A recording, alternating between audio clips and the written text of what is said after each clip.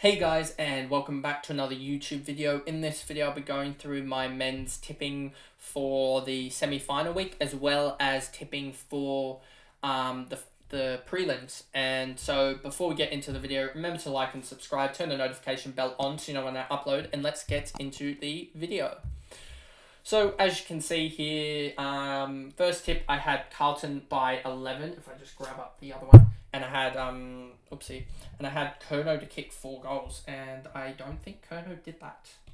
I don't think he did. Let me just check on the AFL app if he actually did kick. What did he do? In the end, he kicked. I don't need ads. He in the end kicked. What did he kick? He only kicked 1 goal too, so he didn't even have the chance really to kick 4. So that tip, I guess the tip was right, but the Kerno to kick 4 didn't really eventuate. So that wasn't the best, I guess, call in the end, but I still got the tip right. And then we come to this game, and I said Port by 19, and they lost by 23, and it was over before almost half time.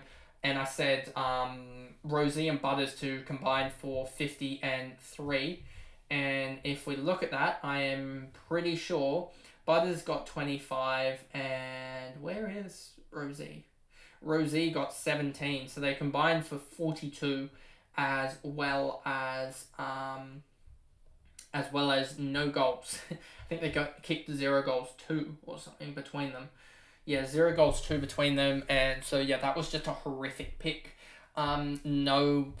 Nothing there that nothing about that tip was right. And now we go into the prelim finals. This one is going to be a short video, I think, because there's only 2 games to tip. Collingwood against GWS.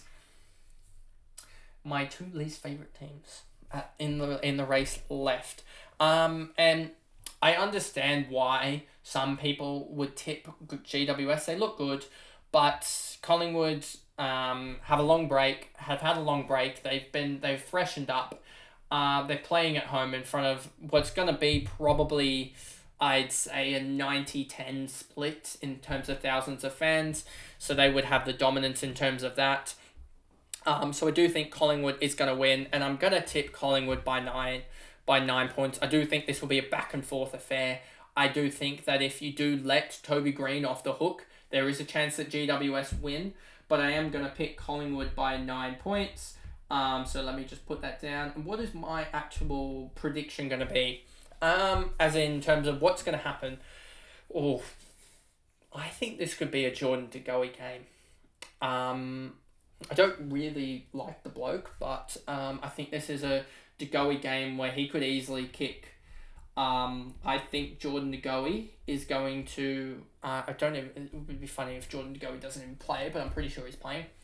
I think Jordan De Goey is going to have a 30-2 night and be best on ground. I don't think it will be the likes of Pendlebury or Dacos. I think it will be someone that can break it out of the centre for Collingwood, and I think Jordan De Goey is that person, and I do think Collingwood do win this one, but I do think it's a lot tighter. I don't think it's like Geelong was last year where they were just bulldozing teams, and after that Collingwood round first week of finals game where they won by like a point or whatever. After that, Geelong just started bulldozing teams the other 2 weeks. And then you've got Brisbane versus Carlton, and I think you've got to go Brisbane. Brisbane are in their last, I think, 14 games, 14-0 at the Gabba. You got to pick Brisbane. I'm going to pick Brisbane by. I don't think this one's close at all. I think I'm going to pick Brisbane by 26 points, as they seem to have that big quarter in them. And Cam Rayner was best on ground last week, in my opinion, or from what I remember. I don't think Kerno's going to get given much of a chance. It's got to be one of the forwards, in my opinion. As you got no Ashcroft. Dunkley could go huge. Neil, don't really like that. McCluggage was a good impact player. McCluggage was actually probably best on ground now, thinking about it. I think Carlton, Danaher's going to get the Wiedering matchup.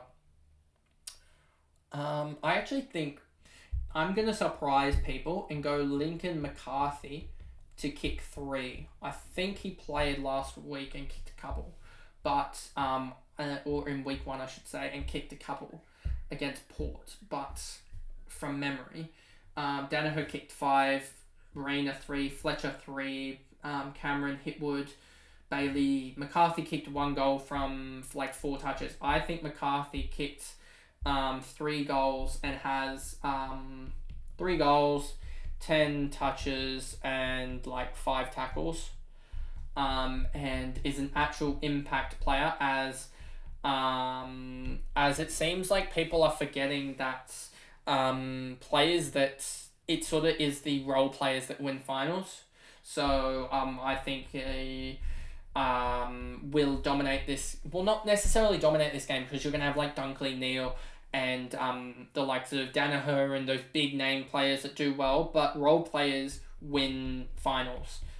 We saw it with Cottrell against the Swans, was it? I believe, where he kicked 3, had 17 touches, like 4 or 5 tackles. A very similar performance to what I'm portraying McCarthy to do. I don't know if I have McCarthy's name actually right. Let me just check that. I had an extra E in there, so we can get rid of that E, I guess.